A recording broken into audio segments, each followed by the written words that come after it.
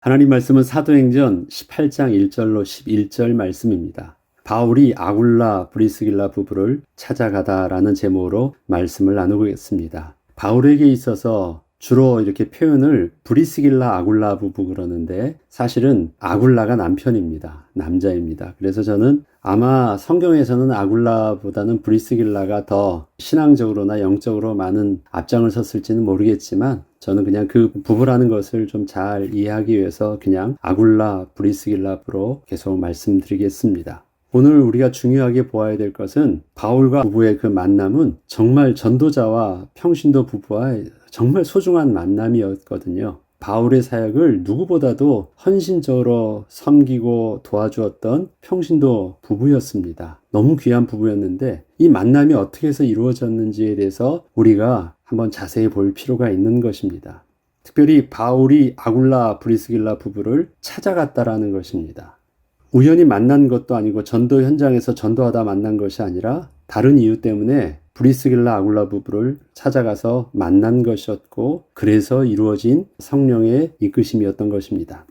우리는 지난 시간에 바울이 아덴에서 있었던 전도에 대하여 특별한 언급을 하지는 않았지만 시간이 지난 후 고린도 교회 성도들에게 보내었던 편지를 통해서 고린도 지역에 오기 전 바로 그 아덴에서의 전도가 얼마나 자신에게 큰 영향을 끼쳤는지를 알 수 있었습니다.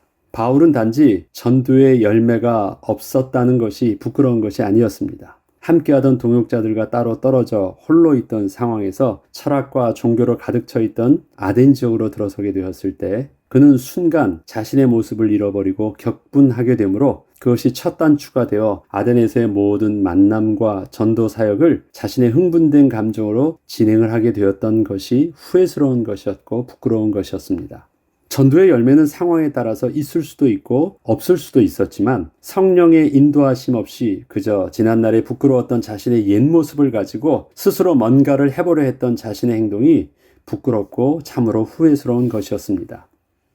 바울이 이러한 자신의 모습을 깨닫게 된 것은 아덴에서의 모든 전도 사역을 마치고 고린도 지역으로 떠나게 되면서였습니다. 이 때문에 그가 고린도 지역에 도착하게 되었을 때에는 다시 성령의 인도하심을 따라 복음 전도에 좀 더 마음을 잡고 다짐하고 좀 더 집중할 수 있었습니다. 그런데 바울이 고린도 지역에서 제일 처음 만났던 아굴라와 브리스길라 부부의 만남을 보면 그가 회당에서 복음을 전하다가 만난 것이 아니었습니다. 또 루디아처럼 기도처를 찾아가다가 만난 것도 아니었습니다. 바울이 고린도 지역에 도착하자마자 가장 먼저 저들에게 찾아간 것이었는데 바울이 이 부부를 찾아가게 된 그 동기는 그들을 만나 전도를 하기 위해서가 아니라 그들이 천막을 만드는 일을 하고 있었기 때문이었습니다. 사도행전 18장 1절로 3절에 보면 그 후에 바울이 아덴을 떠나 고린도에 이르러 아굴라라 하는 본도에서 난 유대인 한 사람을 만나니 글라우디오가 모든 유대인을 명하여 로마에서 떠나라 한 고로 그가 그 안에 브리스길라와 함께 이달리아로부터 새로운지라 바울이 그들에게 가매 생업이 같으므로 함께 살며 일을 하니 그 생업은 천막을 만드는 것이더라. 이처럼 바울은 고린도 지역에 도착을 하면서 회당을 찾거나 기도처를 찾는 것이 아니라 일자리를 제일 먼저 찾았던 것입니다. 평생 율법의 학자로 살아왔던 바울이 어떻게 해서 천막을 치는 기술을 배우게 되었는지는 알 수는 없지만 그는 우선 낯선 땅에서 자신이 어느 정도 익숙하게 할 수 있던 천막을 짜는 일을 하는 곳을 찾았고 유대인 아굴라 브리스길라 부부를 그렇게 만나게 되었던 것입니다. 사람을 만난 것이 아니라 일자리를 찾아갔는데 일자리에 사장님이 아굴라 브리스길라 부부였던 것입니다. 이것은 얼핏 보면 성령의 인도함을 받고자 하는 그의 모습은 아닌 것처럼 보입니다. 그러나 그는 아덴 지역을 떠나 고린도 지방으로 들어올 때 그 어느 때보다도 성령의 인도하심에 집중하고 있었고 복음 전도에 대한 분명한 생각을 가지고 있었습니다. 어쩌면 바울이 자신에게 가장 잘 맞는 옷처럼 보인 것이 아덴에서처럼 사람들 앞에서 복음을 멋지게 변론하고 있는 것이었을지도 모릅니다. 그렇지만 바울은 고린도 지역에 도착을 하자마자 이러한 자신의 모습을 우선적으로 내려놓으려 했던 것이었고 때문에 자기 스스로 제일 먼저 일자리를 찾아간 것이었습니다. 평생을 율법을 연구하고 가르치는 학자의 길을 걷고 있던 바울에게 있어서 천막을 만드는 일은 분명 익숙하거나 잘하는 일은 아니었을 것입니다. 그러나 지난날 자신의 그 모습 때문에 오히려 전도에 방해되는 모습을 보게 되면서 바울은 가장 우선적으로 이러한 자신의 지난날의 모습을 내려놓으려 했던 것이었습니다. 바울은 진정으로 복음에 방해되는 지난날의 자신의 모습을 내려놓고 오직 예수 그리스도의 복음만을 전하는 전도자로 서기를 원했던 것입니다. 회당을 찾아가고 또 고상하게 말하는 사람들을 찾아가고 관심을 가지고 그건 뭐예요? 바울 자신이 제일 잘할 수 있는 것이었거든요. 그러다 보니까 무엇을 놓치게 됐습니까? 예수 그리스도의 복음의 본질을 전하는 것을 놓치게 된 거예요. 자기도 모르는 사이에 지난날 복음이 아니었던 자신의 옛 쓴뿌리들이 복음을 모든 것을 망치는 것을 본 것이었어요. 세상 볼 때는 문벌도 학식도 자랑할 만한 것이었지만 복음에는 너무너무 안 맞는 것을 알았기 때문에 그는 고린도 지역 갔을 때는 아예 그런 데도 눈을 돌리질 않았던 것입니다. 자기 자신을 또 잃어버릴까봐, 아덴 지역에서 또 그런 흥분해가지고 정말 중요한 것을 잃어버릴까봐 처음부터 어디로 갔습니까? 자기 자신의 옷을 벗을 수 있는 곳, 옛 모습대로 자기가 틀 나오지 않는 곳으로부터 찾아간 것입니다. 그러면 어떤 거예요? 화이트 칼라가 블루 칼라의 옷을 입으러 확 들어간 것입니다. 공장으로 일자리를 찾아간 것이에요. 그리고 아주 낮아진 것입니다. 아무리 잘한다고 할지라도 그는 평생을 공부하던 사람입니다. 그가 일자리를 찾아서 얼마나 잘할 수 있겠습니까? 바울 입장에서는 자기 자신을 완전히 낮추는 모습이었습니다. 그렇게 일자리를 찾아간 것입니다. 생업을 같은 곳. 그런데 가서 보니까 그 사람들도 유대인이었고 또 어느 정도 대화가 좀 됐습니다. 그리고 자기가 그곳에서 일을 할 수 있었습니다. 알고 보니까 그 아굴라 브리스길라 부부도 로마에서 살고 있다가 또 로마 사람들이 유대인들을 다 쫓아내는 바람에 그들도 자기가 있었던 곳에서 그렇게 쫓겨나와서 정착하기에 힘들었던 모습이었습니다. 제대로 그 속에서 뿌리를 내리고 잘 살고 있었던 부부들이 아니었습니다. 그들도 낯선 지역에 와서 살려고 몸부림치던 사람들을 그렇게 만나게 된 것입니다. 아마 그들도 살기가 어려웠던 것일 것입니다. 어쨌든 그렇게 해서 바울이 동기가 무엇이었냐라고 볼 때는 충분히 우리가 유추할 수 있는 것은 바울이 지난날의 자기 모습을 내려놓고 오직 복음만 전하기 위해서 얼마나 몸부림쳤었는지를 알 수 있게 한 대목입니다. 이것은 나중에 고린도 교회에 전하는 그 편지를 통해서 좀 더 확인해 보도록 하겠습니다. 이처럼 바울과 아굴라 부부의 만남의 시작은 생업이 같은 것 때문이었지만 바울은 이들의 집에 함께 살며 서로 대화를 할 수 있었고 그때 이 부부와의 만남이 단순히 생업을 얻기 위한 만남이 아니라 하나님께서 고린도 지역에서 만나게 하신 새로운 동역자여 전도의 문임을 깨달을 수 있었습니다. 이것은 바울이 또 예상치 못했던 하나님의 또 다른 전도의 역사이셨습니다. 바울이 집중이 무엇이었어요? 정말 복음만 전하고 성령의 인도함 받기를 위해서 그가 선택했던 방법이 바로 일자리를 찾는 것이었거든요. 살려고 일자리를 찾은 것이 아니라 자기 자신을 내려놓으려고 일자리를 찾는 것이었기 때문에 그것이 하나님께서 고린도 지역에서 정말 새롭게 전도의 문을 여는 하나님의 또 전도의 창조의 역사가 되었던 것입니다. 바울의 고린도 지역에서의 전도의 사역은 평일에는 아굴라 부부와 함께 일을 하였고 안식일에는 회당으로 가서 복음을 전했습니다. 이렇게 몇 주를 계속하고 있을 때 드디어 기다리던 실라와 디모데가 마게도냐로부터 내려와 다시 바울과 함께 하게 되자 바울은 저들과 함께 좀 더 본격적으로 전도 사역에 임할 수 있게 되었습니다. 이것을 5절에는 이렇게 증언하고 있습니다. 실라와 디모데가 마게도냐로부터 내려오매 바울이 하나님의 말씀에 붙잡혀 유대인들에게 예수는 그리스도라 밝히 증언하니 본격적으로 사역을 시작할 수 있었다는 것입니다. 그 전까지 바울은 홀로 조용하게 회당에 왔다 갔다 하면서 복음을 전했지만 전도자로서의 본격적으로 하나님의 말씀에 붙잡혀서 증거하게 되었던 것은 실라와 디모데가 오면서부터였습니다.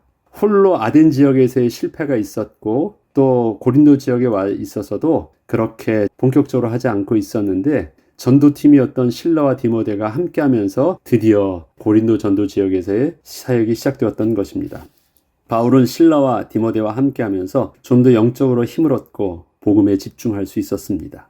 자신이 홀로 있을 때와 전도의 동역자와 함께하는 복음 전도는 분명 차이가 있었던 것입니다. 이처럼 바울이 복음을 좀 더 힘있게 전할 수 있게 되자 이에 따라 수많은 그리스도의 제자가 일어남과 동시에 이에 대적하여 또 그 반대급부로 바울의 전도를 본격적으로 막는 자들도 함께 일어난 일이 고린도 지역에서도 또 다시 일어나게 되었습니다. 그러나 바울은 유대인들의 박해에 위축되지 않고 좀 더 본격적으로 복음을 전하기 위해서 그동안 일을 하며 유숙을 하던 아굴라 브리스길라 집에서 나와 회당 옆에 있는 디도 유스도의 집으로 숙소를 옮겼습니다. 디도 유스도는 하나님을 경외하는 자였고 복음을 전할 때 만나서 그리스도의 제자가 된 자였습니다. 회당 옆으로 숙소를 옮기고 좀 더 복음을 전하게 되면서 회당장 그리스보와 그의 온 집안 사람들도 예수를 믿게 되었고 복음은 유대인들의 박해에도 불구하고 수많은 고린도 사람에게로까지 계속 증거되었습니다. 이때 성령께서는 환상 중에 바울에게 나타나 이렇게 말씀하시며 고린도 지역에서의 사역을 계속 이어나가게 하셨습니다. 밤에 주께서 환상 가운데 바울에게 말씀하시되 두려워하지 말며 침묵하지 말고 말하라. 내가 너와 함께 있음에 어떤 사람도 너를 대적하여 해롭게 할 자가 없을 것이니 이는 이 성 중에 내 백성이 많음이라 하시더라. 1년 6개월을 머물며 그들 가운데서 하나님의 말씀을 가르치니라.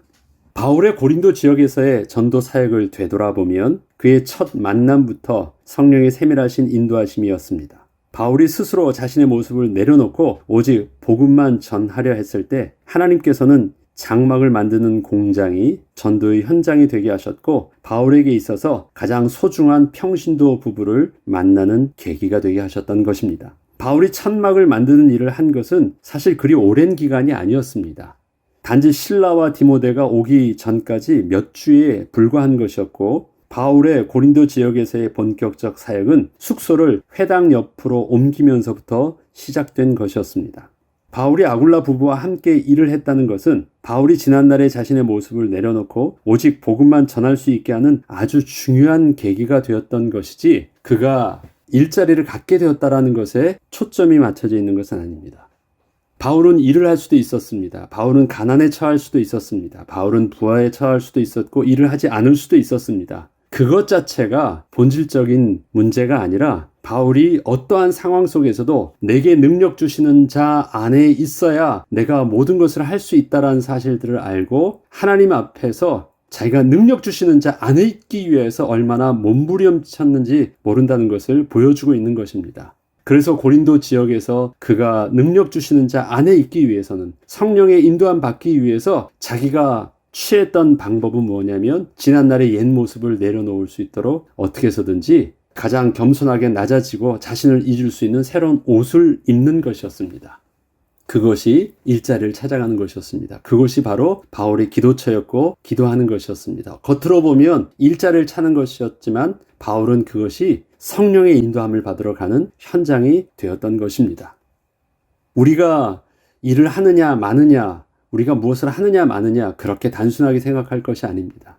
우리는 어떻게 해서든지 정말 우리의 삶에 가장 소중한 것을 놓치지 않기 위해서 오늘도 성령의 도우심을 구하며 인도하심에 우리는 몸부림쳐야 되는 것입니다. 그 가운데 우리는 하나님께서 오늘 비천의 옷을 입게 하시면 그러면 입을 수 있는 것입니다. 이것은 절대 안 되라는 말이 아닌 것입니다. 왜? 그것이 우리에게 있어서 본질적인 것이 아니니까.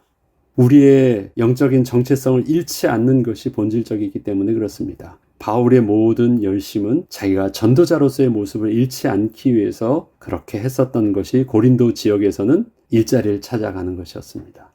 고린도 지역에서는 살기가 여의치 않아서 일자리를 찾으러 간 것이 아니라 고린도 지역에 가게 된 그 동기 자체가 그것이 바로 그 지역에서는 성령의 인도함을 받을 수 있는 굉장히 중요한 상황이었고 시간표였기 때문에 그랬던 것입니다.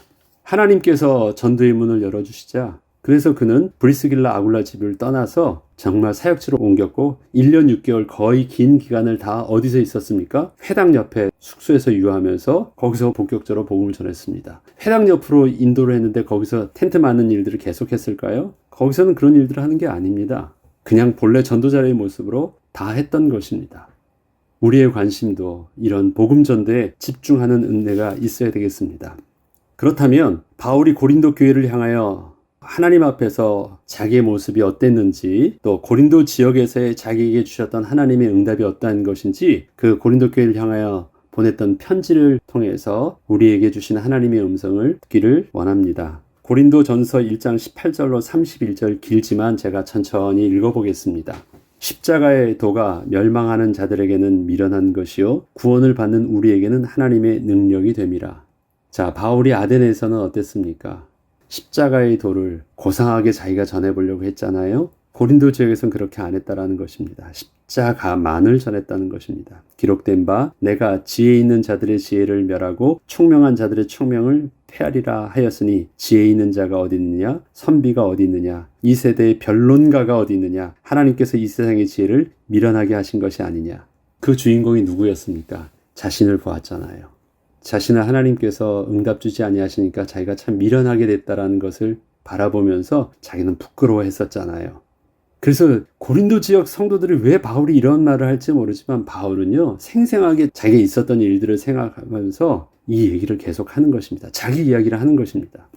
하나님의 지혜에 있어서는 이 세상이 자기 지혜로 하나님을 알지 못하므로 하나님께서 전도에 미련한 것으로 믿는 자들을 구원하시기를 기뻐하셨도다. 자, 여기서 전도에 미련한 것이라는 것은 복음 전도하는 방법이 미련하다는 것을 말하는 것이 아닙니다. 사람들이 볼 때 헬라인이나 유대인들이 볼 때 예수 그리스도의 복음, 십자가의 도를 전하는 것이 참으로 미련하게 보인다는 것이잖아요. 그래서 저들이 볼 때는 미련하게 보인다는 그것을 가지고 우리는 그것만 전했는데 그것이 하나님의 능력이 된다는 것입니다.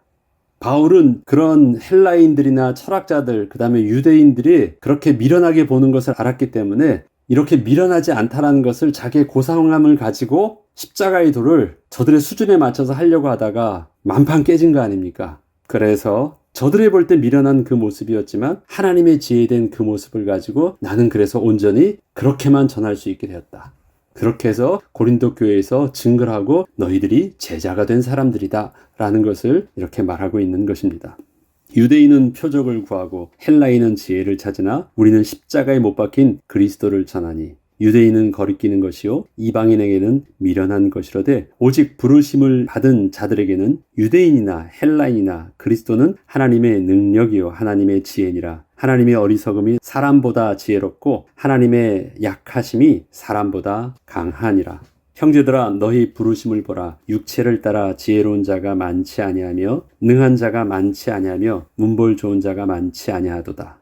그러나 하나님께서 세상에 미련한 것들을 택하사 지혜 있는 자들을 부끄럽게 하시려고 세상에 약한 것들을 택하사 강한 것들을 부끄럽게 하려 하시며 하나님께서 세상에 천한 것들과 멸시받는 것들과 없는 것들을 택하사 있는 것들을 폐하려 하시나니 이는 아무 육체도 하나님 앞에서 자랑하지 못하게 하려 하심이라. 자, 이 고백을 보면 바울이 왜 노가다 하는 일터로 그가 찾아갔는지 알겠죠? 자기가 그렇게 낮아지려고 했던 것이 얼마나 사무치는 일이었고 이것이 중요했던 일들인지. 그래서 그는 기도처를 찾아가거나 먼저 하려고 하지 않고 자기 옷을 벗으려고 몸부림쳤다는 것입니다. 문볼 좋다라는 것들도 똑똑하다라는 것들도 세상에 배경이 있다라는 것들도 다 내려놓고 육체를 따르지 않는 정말 복음 전도자로 서기를 원했던 것입니다. 그래서 가장 낮은 곳에 있었던 사람들을 만나게 된 것이에요. 브리스길라 아굴라 부부는 어떤 사람이었습니까?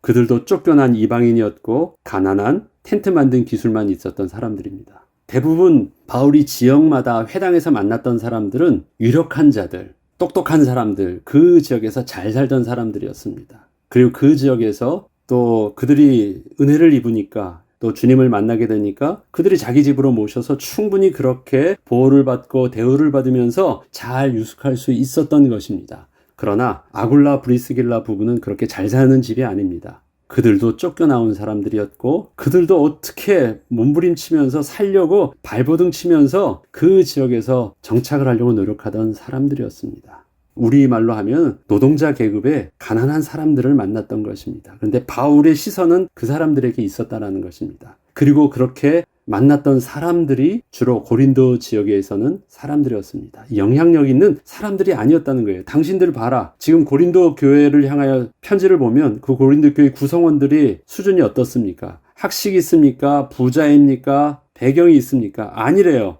왜 그렇습니까? 바울이 그곳에서 만난 사람이 그런 사람들이었으니까. 그런 사람을 만들기 위해서 자신은 어떻게 했습니까? 자기 스스로가 블루칼라가 되었던 것입니다. 그렇게 노동자 계급으로 들어갔던 것입니다. 그래서 만났는데 그 복음의 능력이 고린도 지역에 이러한 열매를 맺게 되었다는 것을 바울이 간증하고 있는 것입니다.